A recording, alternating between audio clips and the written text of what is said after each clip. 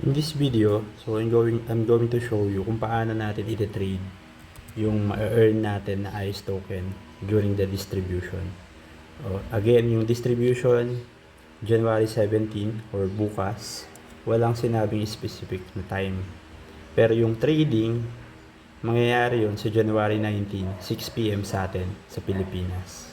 Meaning, kapag sinabing trading, pwede mo na siyang ipalit sa ibang currency or token like USD.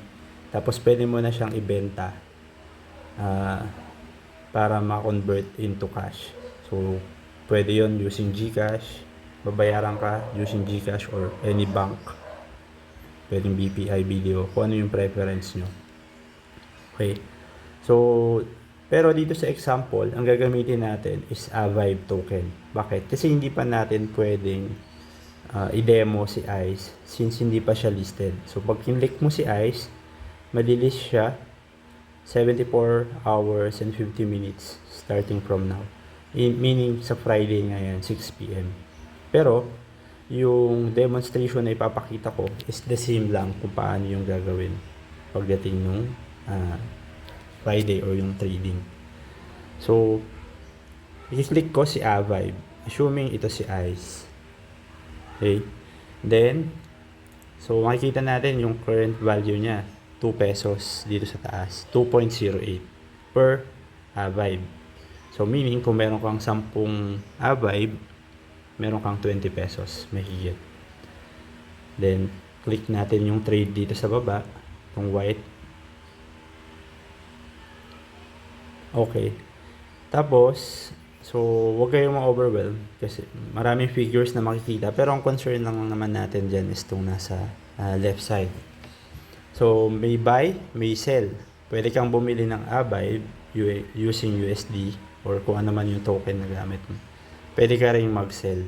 Ang goal natin in this case, mag-sell. Kasi meron nga tayong na-earn. Meron tayong Avibe token. In this case, meron tayo dito sa baba na 29.97 Avibe.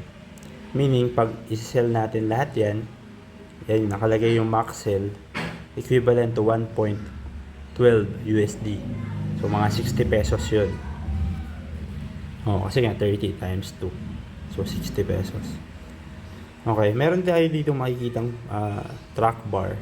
May indicate. Pag nilagay mo sa 100% yan, meaning, yung lahat ng available na Avibe mo, yung ilalagay dyan na ibebenta mo.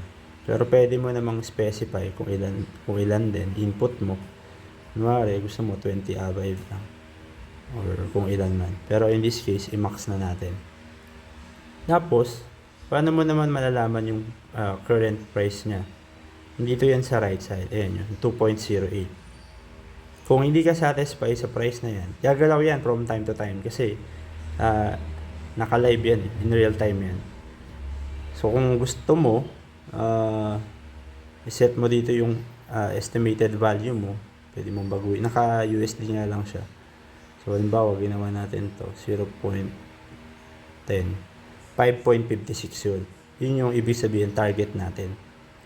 Itong 5.56. Yun yung magiging price ni Vibe. Kung makikita nyo, yung max selling niya is almost 3 USD. Or mga 150 pesos. Mga ganun.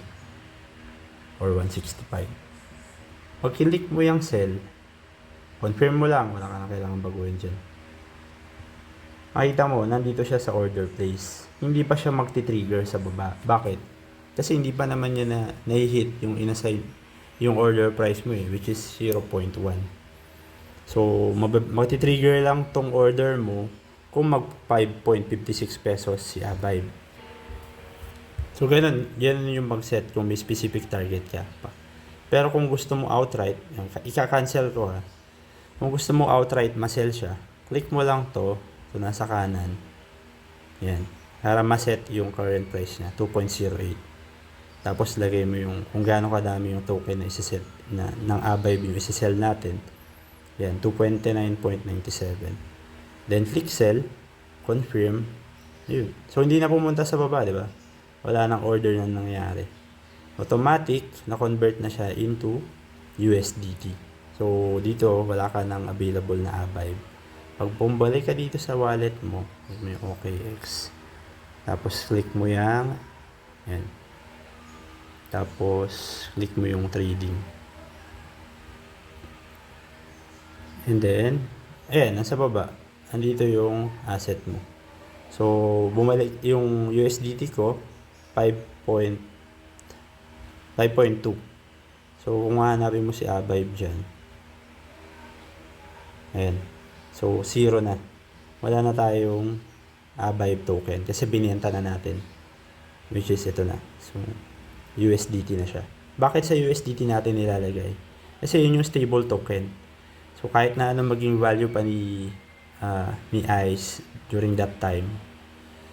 So, or in this case, si Avive, hindi na maapektuhan yung pera mo.